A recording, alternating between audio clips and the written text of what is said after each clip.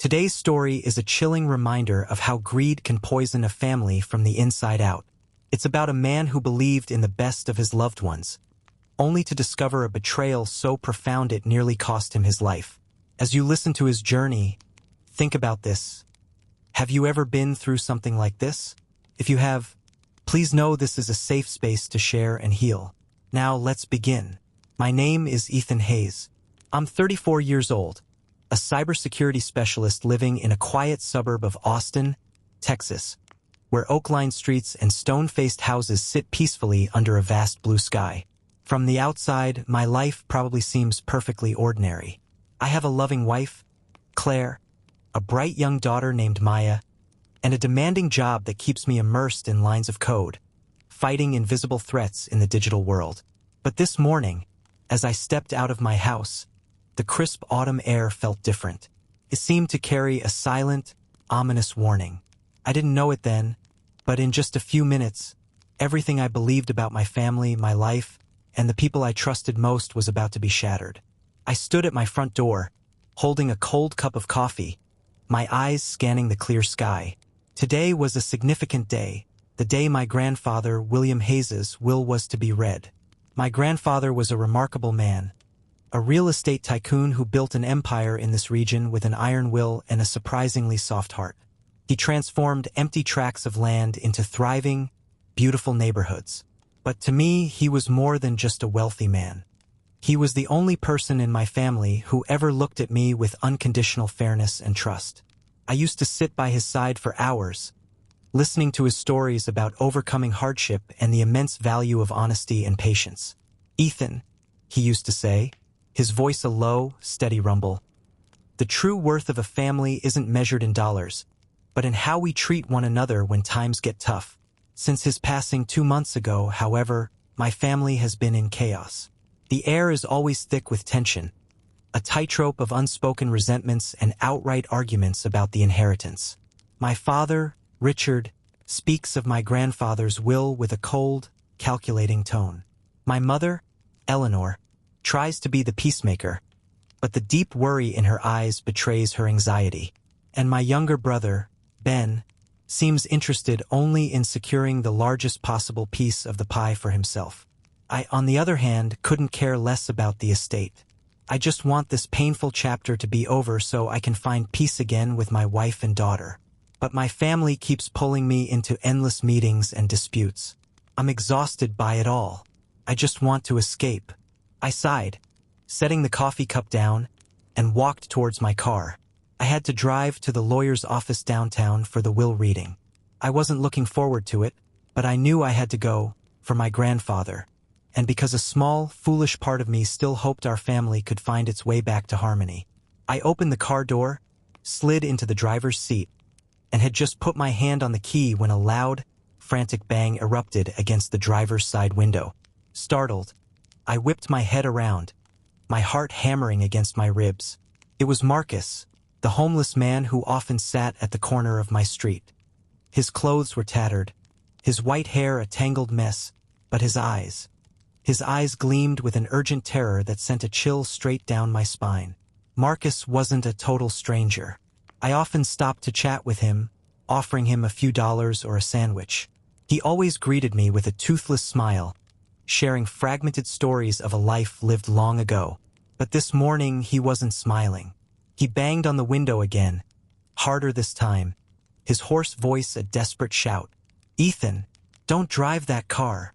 I froze, my hand still gripping the key. "Marcus, what's wrong?" I asked, opening the door and stepping out. A wave of unease washed over me. The old man was panting, his trembling hand pointing towards the undercarriage of my car. "Last night," he gasped. "Last night I saw someone crawling under your car. I don't know who it was, but something's wrong. Don't drive it, Ethan. Please, listen to me." His words hit me like a physical blow. My heart raced, blood roaring in my ears. Someone under my car? Who? Why? I looked at Marcus, searching for any sign that this was a delusion, a joke. But his eyes were filled with pure, unadulterated worry. There wasn't a trace of deceit. "Are you sure?" I asked, my voice barely a whisper. What did you see? He nodded frantically. Couldn't sleep. Sat at the corner all night. Around midnight, a shadow, sneaking around. Dressed in dark clothes, a hood up, face covered. They knelt under your car, did something for a few minutes, then left. I didn't dare get closer, but I knew it wasn't right. A cold shiver traced its way down my spine. Half believing, half doubting, I knelt and peered under the vehicle. The faint morning light illuminated the ground, and what I saw made my blood run cold. A glistening pool of dark liquid was spreading beneath the engine, shimmering like black blood.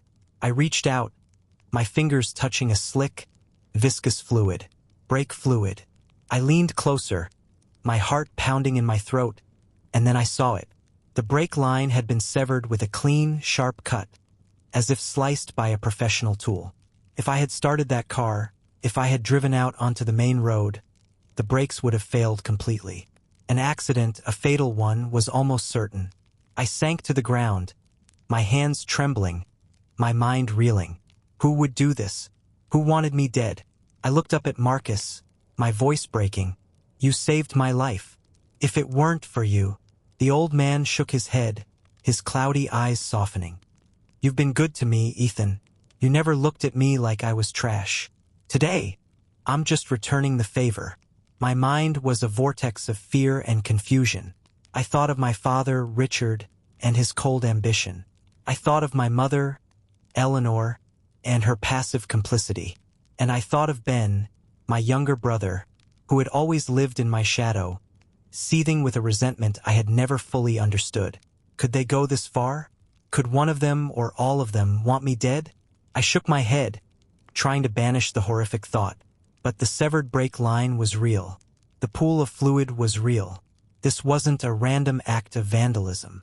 This was a carefully planned attempt on my life. And it was no coincidence that it happened on the very day my grandfather's will was to be read. My first instinct was to call 911. Let the police handle it. I even pulled out my phone. But then I stopped. I'm a cybersecurity specialist. My entire career is built on understanding how criminals cover their tracks, how they erase evidence and disappear into the digital ether. If I called the police now, whoever was behind this would know their plan had failed. They would vanish, leaving me with nothing but a wild story and no proof. No, I couldn't let them get away that easily. I needed a bigger plan, a trap, a way to make them reveal themselves. An idea began to form in my mind, reckless and dangerous, but perhaps the only way to get to the truth. If I wanted to expose them, I had to make them believe their plan had succeeded. I had to let them think I was dead. A staged car accident. The police, the press, my family, they would all believe I was gravely injured, clinging to life or already gone. Only when they lowered their guard, only when they felt safe, would I have a chance to see their true faces. My heart beat faster, not with fear, but with a strange, cold resolve. I dialed Joseph, my closest friend and a doctor at the city hospital. Joseph owed my grandfather a great debt. William Hayes had paid for his medical school tuition when his family was struggling. If anyone would help me with a plan this insane, it was him. Joseph, I said, my voice trembling with a mixture of anger and adrenaline. Someone just tried to kill me, and I think it was someone in my family. I quickly explained everything. There was a long silence on the other end of the line. Ethan, he finally said, his voice heavy with concern. You need to call the police. Now.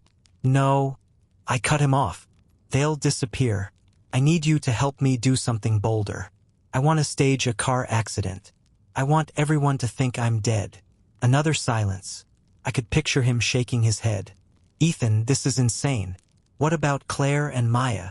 Hearing their names felt like a punch to the gut. I didn't want to cause them that pain. But if I did nothing, the next attempt on my life might succeed. I know, I whispered, but I have to do this to protect them. Joseph sighed, a sound of reluctant surrender. All right, Ethan, I'll help you, but you have to promise me you'll be careful. Next, I called a private detective I'd worked with, a man named Walter Briggs. He was sharp, discreet, and had a knack for uncovering secrets. Walter, I said, I need you to watch my family, my parents, my brother. Track their every move after they hear about my accident. You got it, he grunted. Send the details. I'll get started. My plan was in motion. I had a trusted mechanic secretly repair the brakes. Then, I drove to a deserted road on the outskirts of Austin. I chose a curve near a large oak tree. My heart pounded as I stepped out of the car and placed a brick on the accelerator. I took a deep breath.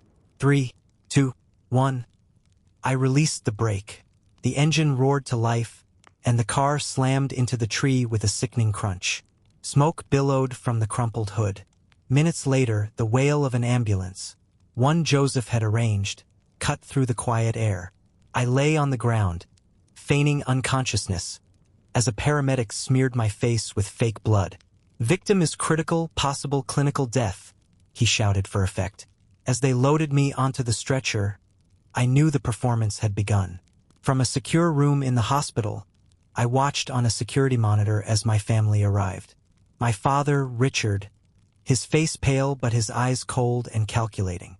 My mother, Eleanor, dabbing at dry eyes with a handkerchief. And my brother, Ben, his head bowed, but with a faint, cruel smirk playing on his lips when he thought no one was looking. They weren't grieving. They were waiting. Then, my wife Claire arrived, holding our daughter Maya's hand. Claire was a wreck, her face streaked with tears. Maya's wide, innocent eyes searched the hallway, confused and scared. "Mommy," she whispered, her voice trembling. "Is Daddy not coming back?" Seeing them, my heart shattered into a million pieces. The weight of my deception crashed down on me, but I knew I couldn't stop. Not now. I had to see this through to protect them. That evening, Walter sent his first report. My family was at Le Papillon, an exclusive restaurant known for its privacy. It was their place for secret, important discussions. Walter, disguised as a businessman, sat at the next table, his pen a tiny recording device. Later that night, he sent me the audio file. Their voices were crisp and clear. "If Ethan doesn't pull through," my father said, his tone chillingly casual, "his share of the estate will revert to us. We need to move quickly, Richard," my mother urged, "before the lawyer raises any issues." Then, my brother Ben's voice, sharp with greed. "The guy did a clean job. Now we just wait. Grandpa always favored him. This is our chance to take back what should have been ours." I listened to the recording over and over, each word a dagger to my heart. My own family, celebrating my impending death. The pain was unbearable, but it forged my resolve into steel. Walter's next message came quickly. "Ben's on the move, heading to the abandoned industrial zone." Walter tailed him to a desolate, graffiti-scarred labyrinth of empty warehouses. There, Ben met with a menacing, tattooed man. Walter's hidden camera captured the entire exchange. The tense conversation, the thick envelope of cash changing hands. Within hours, Walter had an ID. The man was Vince Malone, a small-time criminal with a long rap sheet. He was the one Ben had hired to cut my brakes. The proof was undeniable. My own brother had tried to have me killed. For money. A few nights later, I met Malone myself. Walter and I found him in a seedy bar on the edge of town. I walked right up to him. "I know you were paid to take me out," I said, my voice low and steady. "But I'm here to make you a better deal. Tell me everything, and I'll pay you double what my brother offered."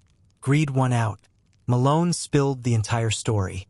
"Your brother, Ben," he rasped, "paid me $2,000 up front, promised another 3 when you were gone. Said he wanted you out of the picture before the will was read."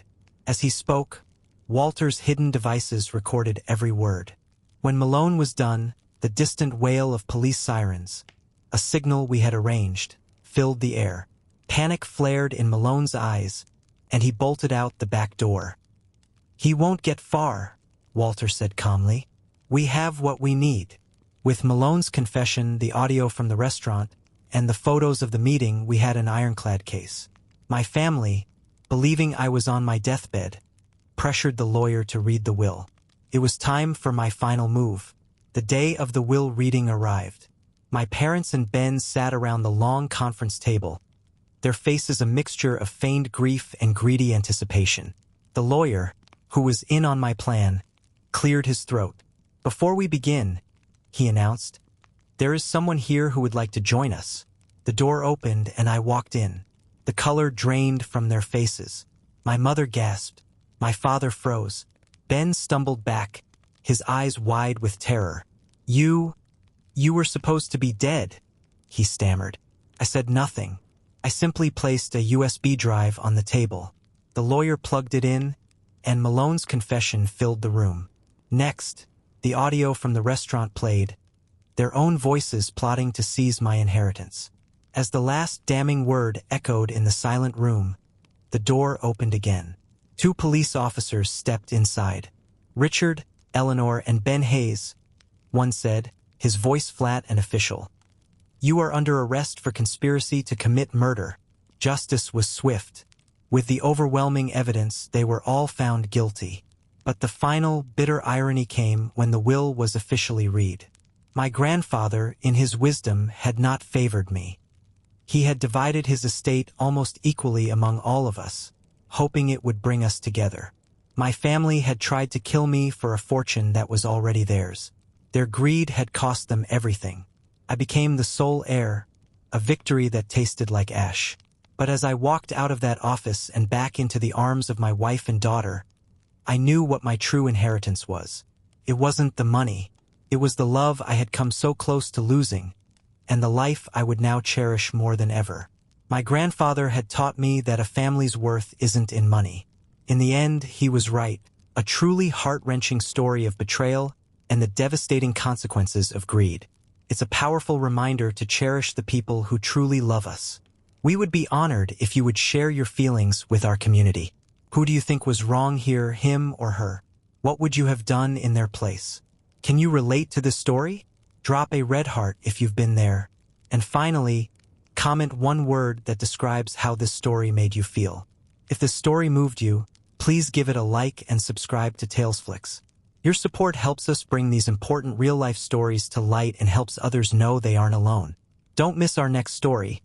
Be sure to turn on your notifications. Thank you for being part of our community. Remember, true wealth is not what we have, but who we have beside us. We'll see you next time.